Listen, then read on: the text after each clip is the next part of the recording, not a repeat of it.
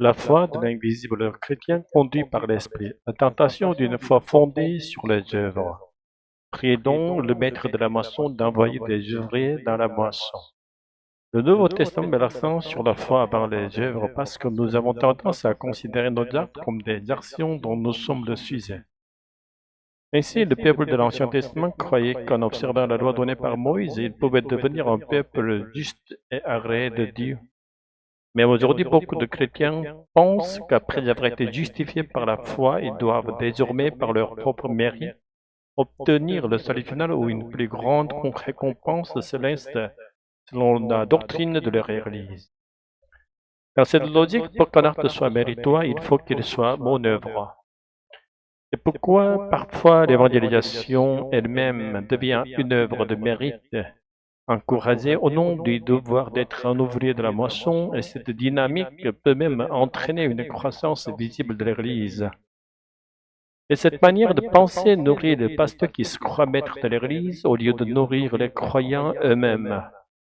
Les fidèles risquent alors de s'éloigner du véritable chemin du salut, prisonniers d'une fausse doctrine de la grâce. La foi invisible et la tentation du visible. Nous sommes sauvés non par nos œuvres, mais uniquement par la foi. Celui qui cherche une plus grande récompense au ciel ou au désir mieux réussi que d'autres montre qu'il n'a pas encore compris la logique du royaume. Pourtant, beaucoup de pasteurs, y compris dans les églises traditionnelles, sont tentés d'enseigner des actions visibles et concrètes plutôt qu'une foi invisible et abstraite. Ils pensent que cela rendra la vie spirituelle plus persuasive pour les fidèles.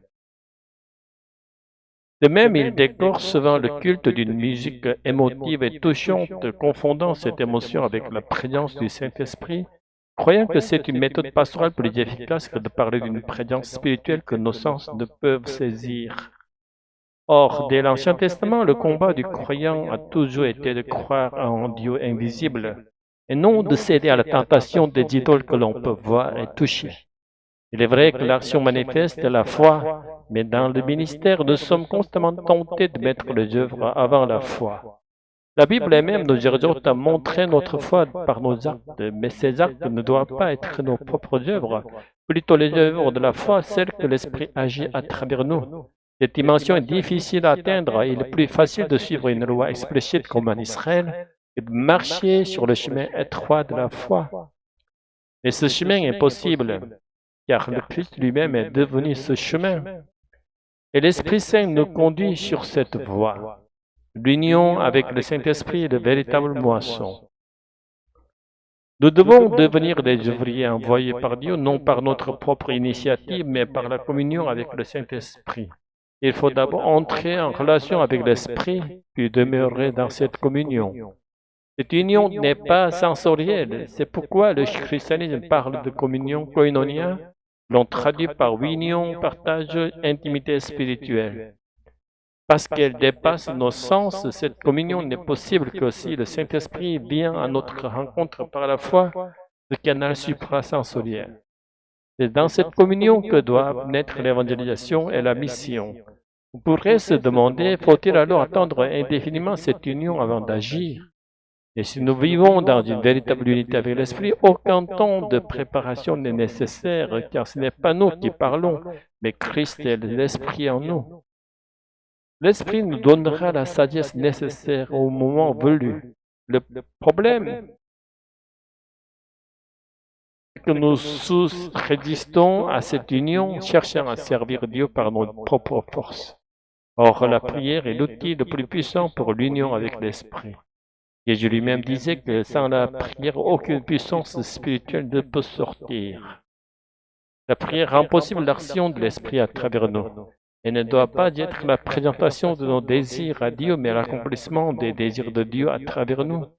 C'est pourquoi la méditation de la parole doit précéder toute prière.